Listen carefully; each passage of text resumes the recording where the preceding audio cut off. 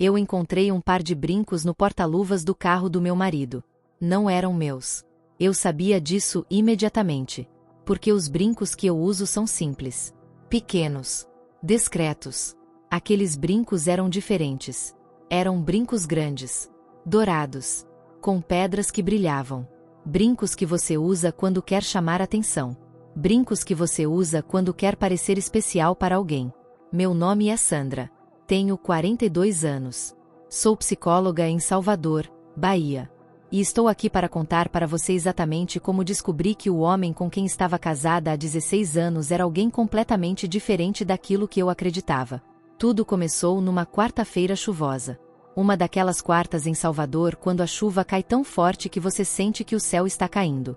Eu havia saído do meu consultório mais cedo porque minha última paciente a havia cancelado. Meu marido, Ricardo, havia pedido para usar meu carro naquela tarde. O dele estava na oficina. Ele disse que precisava fazer algumas entregas de trabalho. Ele é representante comercial de produtos de beleza.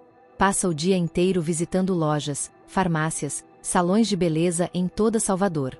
Eu não estranhava quando ele viajava. Não estranhava quando chegava tarde. Não estranhava quando seu celular tocava em horários estranhos. Porque eu era uma mulher que confiava.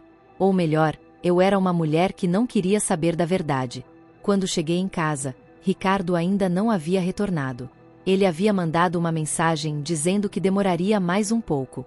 Eu entrei na garagem para pegar algo que havia deixado no carro. Meu carro. O carro que eu havia pedido emprestado para ele usar.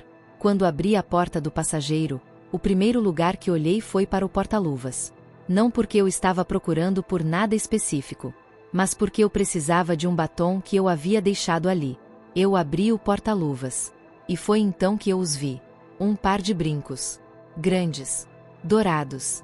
Com pedras brilhantes que refletiam a luz. Brincos que custavam caro. Brincos que não eram meus. Meu corpo inteiro congelou. Aquele momento. Aquele momento em que você descobre algo que você sempre soube em algum nível, mas que você havia escolhido ignorar. Aquele momento em que toda a negação desaba. Eu peguei os brincos com uma mão que estava tremendo.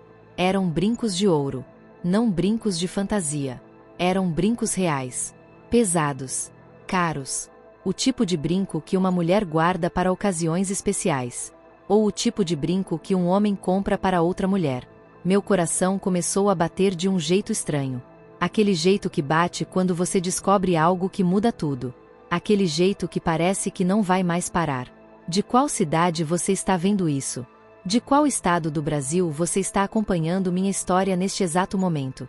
Porque quero que você sinta exatamente o que eu senti quando segurei aqueles brincos na minha mão. Eu entrei em casa com aqueles brincos ainda na mão. Meu instinto foi procurar mais. Procurar em lugares onde Ricardo guardava coisas. Lugares que ele acreditava que eu nunca olharia. Eu subi para o quarto.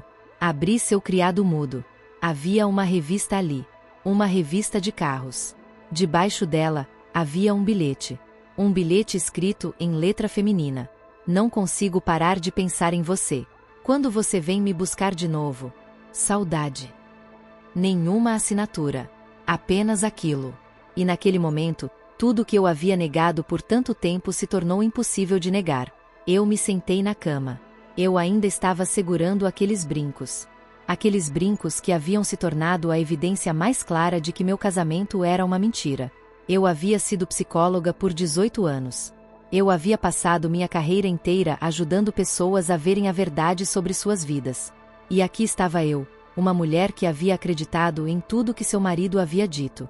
Uma mulher que havia escolhido ficar cega. Aqueles brincos. Aquele bilhete. Aquelas duas peças de evidência que desmoronaram meu mundo inteiro. Meu celular vibrou. Era uma mensagem de Ricardo. Amor, estou voltando. Você chegou em casa. Eu olhei para aquela mensagem e tudo o que eu conseguia pensar era: quem é ela? Eu não respondi à mensagem de Ricardo imediatamente. Eu apenas coloquei o celular na cama e observei aqueles brincos. Observei o bilhete. Observei as duas peças de evidência que estavam destruindo tudo o que eu acreditava sobre meu casamento.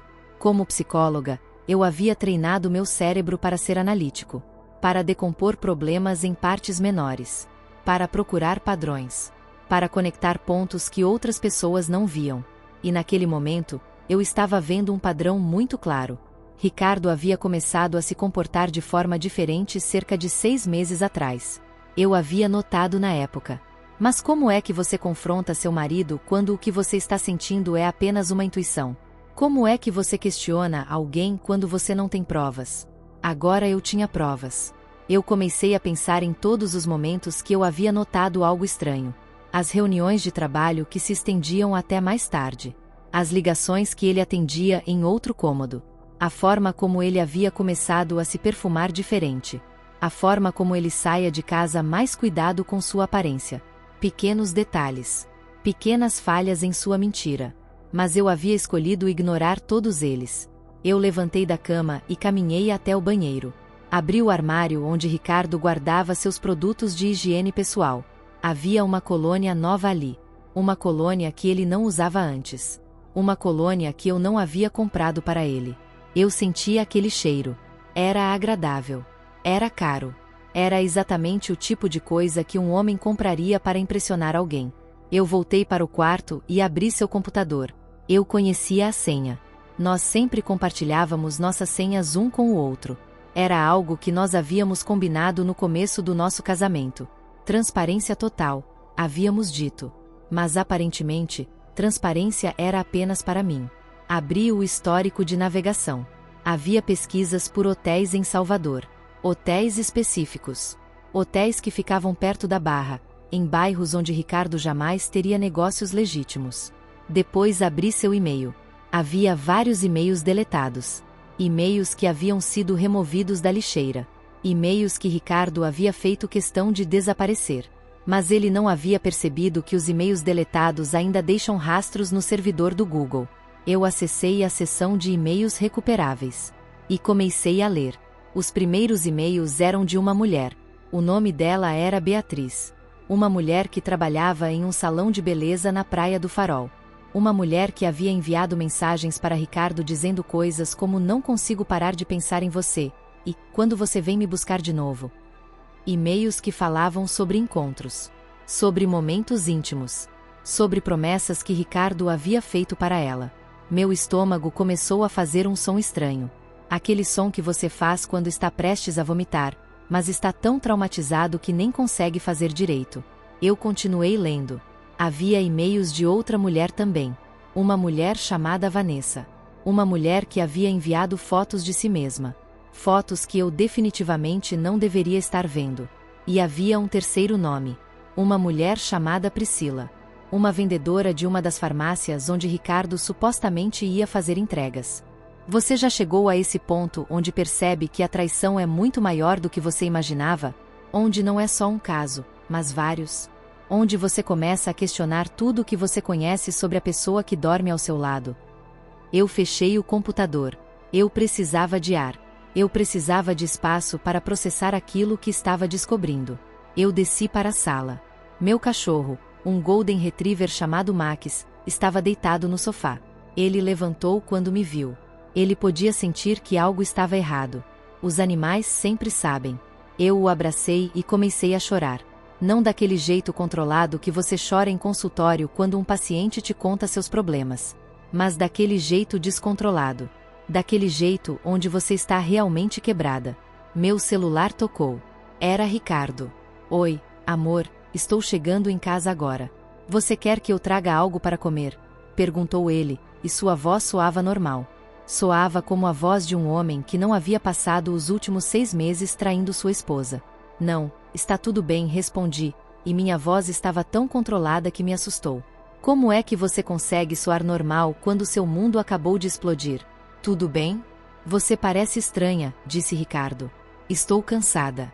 Tive um dia longo no consultório, menti, porque naquele momento eu ainda não queria confrontar. Eu ainda queria reunir mais provas. Eu ainda queria ter certeza absoluta. Tudo bem, amor. Já estou aqui. Em 5 minutos estou aí, respondeu ele. Quando Ricardo chegou em casa, eu observei cada movimento que ele fez. Observei como ele tirou a jaqueta. Observei como ele caminhou até a cozinha. Observei como ele me beijou na bochecha, como sempre fazia. Um beijo automático. Um beijo sem sentimento. Tive um dia excelente hoje, disse Ricardo, sentando-se no sofá. Fechei 2 novos clientes. A loja da Praia do Farol vai triplicar seu pedido esse mês. A Praia do Farol. O lugar onde Beatriz trabalhava. Que bom, respondi, e eu poderia sentir a raiva construindo dentro de mim. Mas eu a controlei. Porque eu sabia que se eu perdesse o controle agora, eu não conseguiria fazer o que precisava fazer. Ricardo tomou seu banho. Quando saiu do banheiro, ele estava usando aquela colônia nova. Aquela colônia cara que ele havia comprado para impressionar outra mulher. Naquela noite, ele dormiu ao meu lado. E eu permaneci acordada, observando dormir. Observando aquele rosto que eu havia amado durante 16 anos. E me perguntando, quem é esse homem? Como é que eu passei tanto tempo com alguém que era capaz de fazer isso? Naquela noite, eu fiz um plano. Um plano que envolvia Beatriz. Um plano que envolvia a Praia do Farol. Um plano que envolvia descobrir exatamente o quão profunda era essa traição. Porque eu não era mais aquela mulher que apenas descobria e sofria. Eu era uma mulher que estava pronta para procurar pela verdade. E a verdade estava esperando por mim. Na manhã seguinte, eu acordei com um plano bem definido. Eu sabia exatamente o que precisava fazer. Como psicóloga, eu havia passado anos estudando o comportamento humano. Estudando como as pessoas mentem. Estudando como as pessoas tentam esconder a verdade. E agora eu estava prestes a usar todo aquele conhecimento para descobrir a verdade sobre meu próprio marido. Eu liguei para meu consultório e cancelei todos os meus compromissos daquele dia. Disse que tinha uma emergência familiar. Era verdade, de certa forma. Meu casamento estava em emergência. Depois que Ricardo saiu de casa, eu peguei meu carro e dirigi até a Praia do Farol. Era por volta das 9h30 da manhã. Ricardo havia dito que teria reuniões naquela região durante o dia. Encontrei o salão de beleza facilmente. Era um daqueles salões modernos, com fachada de vidro, que fica bem perto da praia. O tipo de lugar onde as mulheres gostam de frequentar porque podem ver o mar enquanto fazem seus cabelos. Eu estacionei do outro lado da rua e observei. Havia mulheres entrando e saindo. Clientes. Funcionárias. Tudo muito normal. Mas eu estava procurando por uma mulher específica. Eu havia procurado Beatriz no Facebook na noite anterior. Havia encontrado seu perfil. Tinha sua foto. Sabia exatamente como ela era. Beatriz tinha por volta de 28 anos. Cabelo longo e loiro. Aquele tipo de beleza que chama a atenção. Aquele tipo de beleza que faz um homem de 45 anos se comportar como um adolescente. Eu esperei. Por volta das 11 da manhã, vi um carro chegando no estacionamento do salão. Era o carro de Ricardo. Aquele carro que ele havia dito que estava na oficina. Ricardo entrou no salão. Meu coração começou a bater muito rápido. Eu sentia cada batida em meus ouvidos. Eu saí do meu carro e caminhei até o salão. Entrei pela porta de vidro. A recepcionista me olhou com curiosidade. Olá, bem-vinda. Você tem algum agendamento conosco? Perguntou ela, com aquele tom profissional de quem trabalha em um lugar assim. Não, mas eu estou procurando por alguém. Beatriz. Ela trabalha aqui? Perguntei, fingindo ser apenas uma mulher procurando por uma amiga. Sim, ela está aqui. Deixa eu chamar, respondeu a recepcionista. E então eu a vi. Beatriz saiu de trás de uma cortina, ajustando seu uniforme de salão. Era exatamente como sua foto. Cabelo lindo. Corpo bonito. Aquela beleza que não precisa de esforço porque vem naturalmente. E então eu vi Ricardo. Ele estava saindo de uma sala que ficava nos fundos do salão. Aquela sala que eu suponho que era onde eles se encontravam. Ricardo e Beatriz se olharam por um segundo quando ele saiu, e naquele segundo, eu vi tudo o que precisava saber. Eu vi a familiaridade. Eu vi a intimidade. Eu vi a cumplicidade entre eles. Ricardo viu a mim. Seu rosto perdeu toda a cor. De qual cidade do Brasil você está acompanhando este momento? Porque quero que você sinta exatamente o que eu senti quando seus olhos encontraram os meus e ele compreendeu que tudo havia acabado. Sandra, murmurou Ricardo, como se estivesse vendo um fantasma. Sim, Ricardo. Sou eu, respondi, e minha voz era tão calma que me assustou. Estou aqui para conhecer Beatriz. Pessoalmente. Beatriz ficou pálida. Ela olhou para Ricardo como se esperasse que ele falasse algo. Algo que explicasse aquela situação. O que você está fazendo aqui? Perguntou Ricardo, e eu pude ouvir o pânico em sua voz. Estou aqui porque encontrei um par de brincos no porta-luvas do meu carro. Brincos que não eram meus. Brincos que você havia comprado para Beatriz, suponho, respondi, aproximando-me dela. Olá, Beatriz. Meu nome é Sandra. Eu sou a esposa de Ricardo. Você conhece esse fato? Beatriz abriu a boca, mas nenhum som saiu. Porque se você não sabia, agora você sabe. Eu sou a mulher que está casada com esse homem há 16 anos. A mulher que estava aqui enquanto você estava conhecendo Ricardo. A mulher que ainda está aqui enquanto ele está gastando dinheiro comprando brincos para você. Ricardo tentou intervir. Sandra, você não entende. Isso não é o que parece. Começou ele. Não? Então o que é, Ricardo? Porque para mim parece muito claro. Parece que você está tendo um caso com essa mulher. Parece que você está mentindo para mim todas as noites. Parece que você está vivendo uma vida dupla, respondi, e minha voz estava aumentando. Nós apenas conversávamos, disse Beatriz, timidamente, como se aquela fosse uma defesa válida. Conversavam? No fundo do salão de beleza? Você acredita realmente que eu sou uma idiota? Perguntei, olhando para ela. Você sabe como é ser a esposa ignorante que não sabe nada? Você sabe como é descobrir que a pessoa que você ama está te traindo? Beatriz não respondeu. Bem, agora você sabe, continuei. Porque quando Ricardo cansar de você, como ele vai cansar, quando você crescer e deixar de o admirar, ele vai descartar você como descartou todas as outras mulheres que ele traiu. E aí você vai entender exatamente como eu me sinto agora. Eu virei para Ricardo. Você é patético. Sabe disso? Você é um homem de 45 anos tendo um caso com uma mulher de 28 porque você está assustado de envelhecer. Você é um homem que não tem coragem de enfrentar seus próprios medos, então você corre para os braços de mulheres mais jovens que ainda o admiram. Sandra, por favor, vamos conversar sobre isso em casa, pediu Ricardo, tentando me guiar pela porta. Não vou a lugar nenhum com você. Nem agora. Nem nunca mais, respondi, me afastando dele. Você vai ficar aqui e você vai ouvir o que eu tenho a dizer. Eu continuei olhando para Ricardo. Você sabe qual é a coisa mais engraçada? Que você acredita sinceramente que é inteligente. Que ninguém ia descobrir. Que os brincos no porta-luvas eram um lugar seguro para esconder.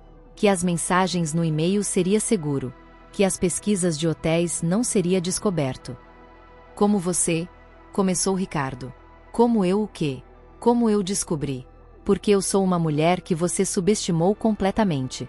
Você acreditava que porque eu era sua esposa, porque eu confiava em você, que eu era estúpida. Mas a verdade é que eu apenas não queria ver. Eu não queria saber. E quando eu finalmente não consegui ignorar mais, foi porque você deixou uma pista tão óbvia quanto um par de brincos no porta-luvas. Eu caminhei em direção à porta. Você pode vir me buscar em casa quando quiser deixar aqui. Mas você não vai ficar comigo. Você não vai dormir em nossa cama. Você vai dormir no sofá ou em qualquer lugar que você achar apropriado. Porque aquele casamento acabou no momento em que você deixou esses brincos ali. Eu virei para Beatriz uma última vez. E você, querida, bem-vinda ao mundo real. Esse é o tipo de homem que você está escolhendo. Pense bem se é realmente o que você quer. Eu saí do salão. Quando entrei no meu carro, eu permiti que o choro viesse. Mas não era o choro de alguém que está quebrada. Era o choro de alguém que finalmente estava tendo seu poder de volta. Ricardo chegou em casa por volta das 18 horas. Eu estava sentada na sala, esperando. Havia uma xícara de chá frio na minha frente. Meu celular estava ao meu lado. Meu notebook estava aberto com todos os e-mails impressos e organizados sobre a mesinha de centro. Quando Ricardo entrou pela porta, ele tentou agir normalmente. Como se aquele confronto na Praia do Farol nunca tivesse acontecido. Como se eu não o tivesse visto com Beatriz. Como se aqueles brincos não existissem. Mas eu podia ver o medo nos seus olhos. Oi, amor, disse Ricardo, caminhando em minha direção como se fosse me beijar. Não se aproxime de mim, avisei, levantando uma mão. Você precisa se sentar. Nós precisamos conversar sobre o que realmente está acontecendo. Ricardo se sentou no sofá. mas longe de mim, mantendo uma distância segura, como se ele soubesse que aquela conversa seria devastadora. Juliana. Começou ele. Meu nome é Sandra, Ricardo. Não Juliana. Sandra. Você deveria saber meu nome depois de 16 anos, interrompi, minha voz gelada. Desculpa. Sandra. Sobre o que aconteceu hoje, eu posso explicar, disse ele. Pode? Então explique, respondi, cruzando os braços. Explique para mim como você comprou brincos para Beatriz e deixou no porta-luvas do meu carro. Explique como você estava tendo um caso com ela. Explique como você deixou bilhetes. Explique como você estava se encontrando com ela nos fundos de um salão de beleza. Ricardo abaixou a cabeça. E não é só Beatriz, continuei. Tem Vanessa também. E Priscila. Quantas mulheres mais, Ricardo? Quantas outras traições você escondeu? Não é o que você está pensando, disse Ricardo, e havia desespero em sua voz. Não? Então o que é? Porque do meu ponto de vista, você é um homem que traiu sua esposa de forma deliberada, sistemática e mentirosa. Você dormiu comigo todas as noites enquanto estava tendo relações com outras mulheres. Você me beijava enquanto seu hálito ainda cheirava a outra mulher. Você me tocava enquanto suas mãos ainda estavam quentes do toque delas. Ricardo tentou falar, mas eu levantei uma mão. Não quero ouvir desculpas. Não quero ouvir justificativas. Quero ouvir a verdade. Quantas mulheres? Ricardo permaneceu em silêncio. Vou responder por você então, continuei, abrindo meu notebook. Tem Beatriz. Tem Vanessa. Tem Priscila. Tem mais? Porque de acordo com seus e-mails, existem conversas com pelo menos 5 mulheres diferentes. Você quer que eu chame todas elas? Você quer que eu explique para elas que você estava prometendo coisas que você nunca poderia cumprir? Quantos de vocês aqui neste momento percebem que conhecem um homem assim? Um homem que é capaz de viver essa mentira constante? Um homem que consegue dormir à noite sabendo exatamente o que fez? Ricardo levantou-se do sofá. Eu não quero falar sobre isso agora, disse ele, tentando sair da sala. Você não quer falar? Bem, eu quero, respondi, levantando-me também. Você sabe o que mais dói? Não é nem o fato de você me ter traído. É o fato de você ter me humilhado. É o fato de você ter me feito parecer uma idiota. É o fato de você ter me feito questionar minha própria sanidade mental enquanto você estava vivendo uma vida paralela. Ricardo parou e se virou para mim. Você quer saber por quê? Perguntou ele, e havia algo em seu tom que era quase agressivo. Porque nosso casamento estava morto, Sandra. Nós nos tornamos apenas 2 pessoas vivendo na mesma casa. Nós não falamos. Nós não nos tocamos. Nós apenas existimos. Então você achou que a solução era me trair? Perguntei, incredulidade em minha voz. Você poderia ter conversado comigo. Você poderia ter sugerido terapia de casal. Você poderia ter dito que não era feliz. Você poderia ter pedido divórcio. Mas em vez disso, você escolheu ser um covarde e mentir. Eu não sou um covarde, defendeu-se Ricardo. Não? Então o que é um homem que não tem coragem de ser honesto com sua própria esposa? O que é um homem que precisa de múltiplas mulheres para se sentir vivo? O que é um homem que compra brincos caros para uma mulher de 28 anos enquanto sua esposa se pergunta se ainda a ama? Ricardo se sentou novamente, e desta vez ele parecia exausto. Eu amo você, Sandra, disse ele, mas sua voz não tinha convicção. Você não me ama. Você ama a ideia de estar casado. Você ama a segurança que um casamento oferece. Mas você não me ama. Um homem que ama sua esposa não faz o que você fez, respondi, e eu podia sentir as lágrimas começando a cair, mas eu as deixei cair porque eu merecia chorar. O que você quer que eu faça? Perguntou Ricardo, finalmente levantando os olhos para encontrar os meus. Eu quero que você saia desta casa. Hoje. Agora. Eu quero que você vá para um hotel ou para a casa de um amigo ou para qualquer lugar que não seja aqui, respondi. Amanhã vou ligar para um advogado. Vamos começar os procedimentos de divórcio. Sandra, por favor, não faz isso. Nós podemos consertar isso. Nós podemos ir para a terapia, suplicou Ricardo. Consertar o quê, Ricardo? Você não quer consertar. Você quer que eu perdoe e esqueça. Você quer que eu feche os olhos e fingia que nada aconteceu. Bem, Eu não vou fazer isso. Não desta vez. Eu caminhei até o quarto e peguei uma mala. Aqui. Use isto. Pegue as coisas que você precisa. Você tem 30 minutos, disse eu, colocando a mala perto dele. Ricardo não se moveu. Ricardo, eu sou séria. Você precisa sair desta casa. Agora, disse eu, e havia uma firmeza em minha voz que não podia ser questionada. Lentamente, Ricardo levantou-se. Ele caminhou até o quarto e começou a colocar suas coisas na mala. Roupas, sapatos, produtos de higiene pessoal, a colônia cara que ele havia comprado para impressionar Beatriz. Quando terminou, ele permaneceu de pé na porta da sala, segurando a mala. Eu sinto muito, Sandra. De verdade, disse ele. Sinto muito é o que você diz quando acidentalmente machuca alguém. Sinto muito é o que você diz quando comete um erro. Você não cometeu um erro, Ricardo. Você cometeu uma escolha. Você escolheu trair. Você escolheu mentir. Você escolheu viver essa vida dupla. Então suas desculpas não significam nada para mim, respondi. Ricardo abaixou a cabeça e saiu de casa. Quando ouvi o carro dele saindo da garagem, eu me permiti cair no sofá e chorar. Mas não era aquele choro de alguém que está quebrado. Era aquele choro de alguém que finalmente estava se libertando. Porque naquele momento, eu compreendi algo muito importante. Que eu não era a pessoa errada naquele casamento. Que eu não era insuficiente. Que eu não era a razão pela qual Ricardo havia me traído.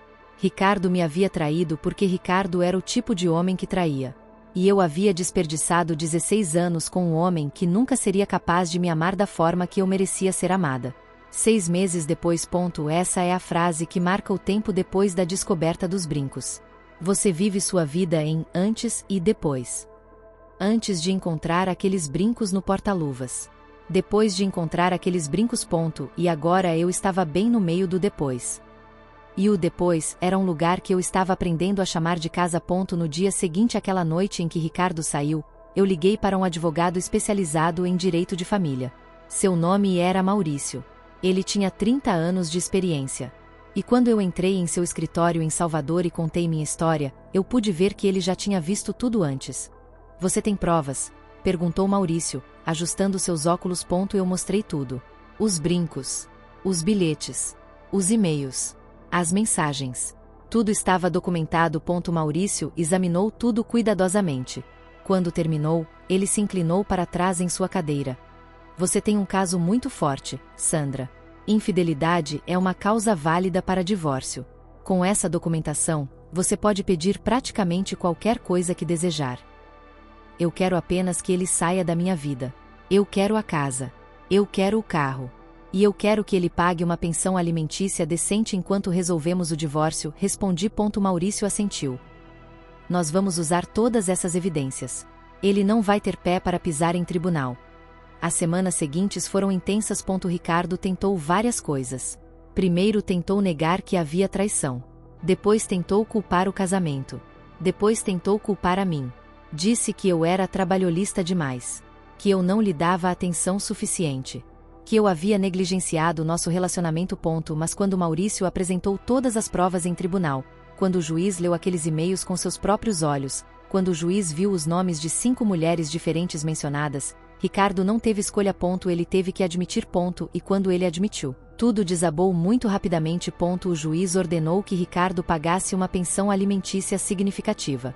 Ordenou que ele cobrisse os custos do divórcio. E ordenou que eu ficasse com a casa enquanto os procedimentos legais continuavam. Ricardo pediu para se mudar para um apartamento alugado. Isso me deu tempo e espaço para processar tudo o que havia acontecido. Minha mãe foi essencial durante esse período. Ela vinha para minha casa todos os dias. Ela limpava. Ela cozinhava. Ela me abraçava quando eu começava a chorar em momentos inesperados. Porque sim, eu ainda chorava. Não porque sentisse falta de Ricardo, mas porque estava processando a morte de algo que eu acreditava que era real. Minha melhor amiga, Carolina, também estava lá. Ela vinha para minha casa nos fins de semana. Nós assistíamos filmes. Nós comíamos sorvete. Nós conversávamos sobre a vida. Ela me lembrava constantemente de que tudo o que havia acontecido não era culpa minha. Sandra, você fez tudo certo, disse Carolina uma noite, enquanto estávamos deitadas no sofá. Você investigou. Você reuniu provas. Você confrontou. Você saiu. E agora você está se reconstruindo. Você é uma mulher forte. Você sempre foi forte. Ele é que foi fraco. Eu sabia que Carolina tinha razão. Mas saber e sentir eram duas coisas diferentes. Quantas de vocês estão nesse momento agora? Naquele período onde você sabe que fez a coisa certa, mas ainda dói? Onde você sabe que merecia melhor, mas ainda sente o vazio? Enquanto isso, Ricardo estava tendo sua própria queda. Beatriz o abandonou assim que descobriu que ele era casado. Ela havia acreditado que era especial, que ele ia deixar sua vida para ela, que aquele casamento era temporário. Quando a realidade bateu, quando ela compreendeu que havia sido apenas mais uma em uma longa lista, ela desapareceu. Vanessa e Priscila fizeram o mesmo. Ricardo ficou sozinho. Completamente sozinho. Todos aqueles relacionamentos que ele havia construído sobre mentiras desapareceram assim que as verdades foram reveladas. Ele começou a enviar mensagens para mim. Mensagens dizendo que sentia muito. Mensagens dizendo que havia cometido um erro. Mensagens dizendo que queria tentar reconquistar. Eu bloqueei cada uma delas. Porque eu havia aprendido algo muito importante durante aquele período. Que pedir desculpas sem mudança real é apenas manipulação. Que homens como Ricardo não mudam. Eles apenas aprendem a se esconder melhor.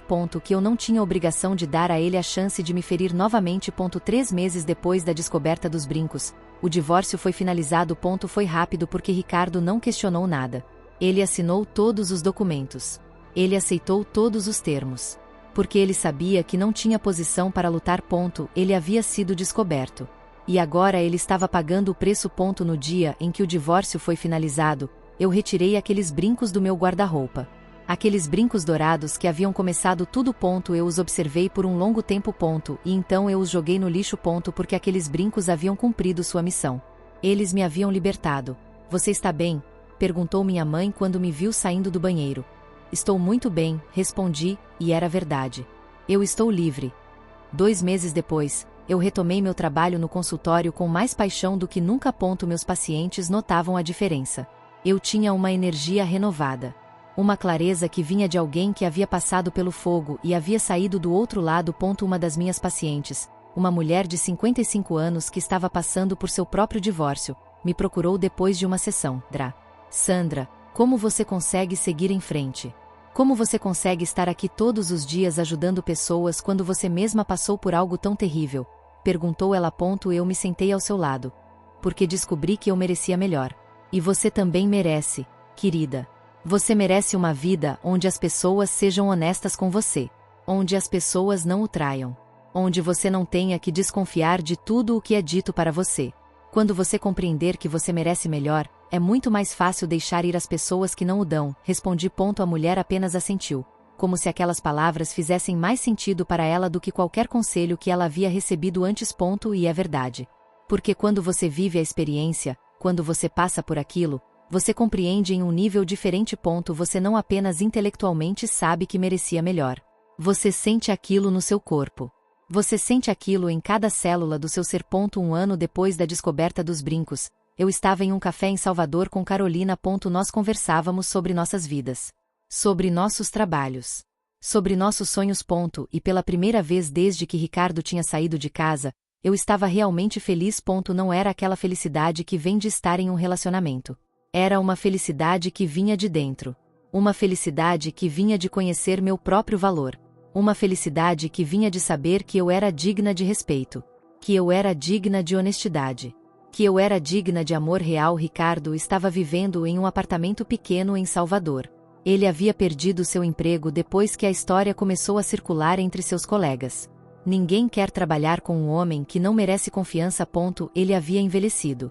Suas tentativas de parecer jovem e atraente para impressionar mulheres mais novas havia desaparecido. Agora ele era apenas um homem que havia destruído seu próprio casamento e estava vivendo com as consequências. E enquanto eu via aquela transformação, eu sentia uma coisa. Compaixão. Não amor. Não simpatia. Mas compaixão.